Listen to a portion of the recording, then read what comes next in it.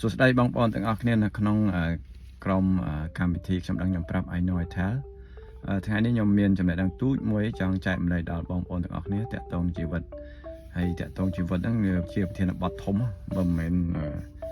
ជាគ្រូជោគជ័យអីទេគ្រាន់ថាខ្ញុំដឹងខ្ញុំប្រាប់ដោយកម្មវិធីខ្ញុំបង្កើតចឹងហើយខ្ញុំដឹងនេះដឹងតាមពីលោកគ្រូល្បីមួយនៅសហរដ្ឋអាមេរិកហើយពេលហ្នឹងខ្ញុំជួបស្រាវជ្រាវគាត់ឃើញអនឡាញដែលចែកដនទេគាត់ឈ្មោះ Jim Rohn គាត់ជាអ្នកគ្រូបង្រៀនតាក់ទងការលើកទឹកចិត្តតាក់ទងនឹង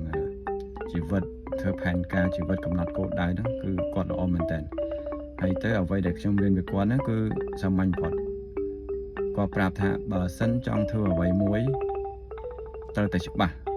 កុំម្ដងទៅមុខម្ដងទៅក្រោយម្ដងថាធ្វើម្ដងថាអត់ធ្វើម្ដងថាសង្ស័យនេះសង្ស័យនោះបញ្យល់ថានៅពេលដែលយើងមានគំនិតយើងមានគំនិតច្រើនប៉ុន្តែគំនិតច្រើនយើងរាប់រយលានគំនិតតើធ្វើម៉េចដើម្បីឲ្យគំនិតយើងហ្នឹងចេញទៅជាលទ្ធផលពិតប្រាកដចេញទៅជាសកម្មភាពអញ្ចឹងលោកគ្រូ Jim Rohn គាត់បង្រៀនមួយមានថាគំនិតឲ្យច្បាស់ហើយធ្វើផែនការឲ្យច្បាស់ហើយកំណត់គោលដៅច្បាស់ថាយើងចង់ធ្វើអីឲ្យពិតប្រាកដតមកទៀតគាត់បង្រៀនយ៉ាងសាមញ្ញបំផុតគឺឲ្យមានសិភៅនេះខ្ញុំតែងតែកត់ត្រាតាមគាត់រហូតឲ្យមានប៊ិចមួយសិភៅមួយកត់ត្រាជាប្រចាំថាខ្ញុំចង់ធ្វើអ្វីហើយធ្វើដើម្បីអីហើយផលប្រយោជន៍ចេញមកដល់មានអីខ្លះអញ្ចឹងត្រូវការមានប៊ិចសិភៅហ្នឹងកត់ជាប្រចាំថា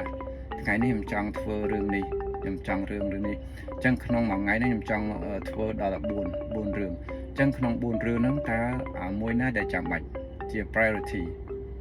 អញ្ចឹងយើងយកអាហ្នឹងធ្វើមុនគេធ្វើឲ្យយើងបំបីគោលដៅយើងគោលដៅធំគោលដៅមធ្យមនិងគោលដៅខ្លីយើងបំបីជាប្រចាំថ្ងៃអញ្ចឹងការកត់ត្រាក្នុងសភៅនេះធ្វើឲ្យយើងសម្រេចគោលដៅយើងកាន់តែឆាប់